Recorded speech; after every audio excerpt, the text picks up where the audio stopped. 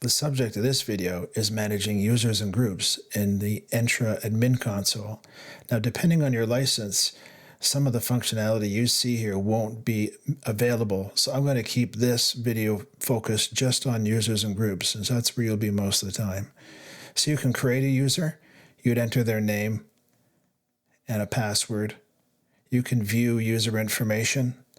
You can check their audit logs, make sure everything's okay with the account. You can use sign-in logs to troubleshoot login problems. You get a detailed error report.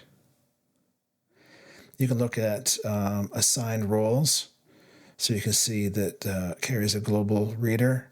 You can look at groups to belong to. You can see some of the groups specific to teams, the 365 groups. You can look at licensing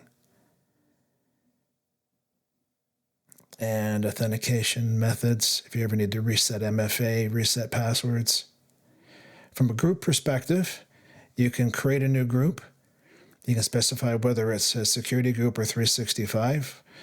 A security group would be someone that belongs to a group and gets some properties. A 365 group could be a Teams-related group.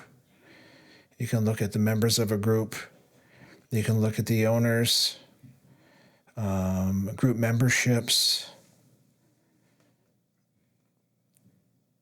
You can look at auditing for the group, looking at any kind of past changes to membership. You can also undelete users. You can undelete a group.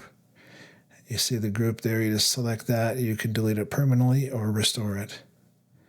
So that's a quick overview of Entra user and group management. Hope you enjoyed. Please click like and subscribe. Thanks.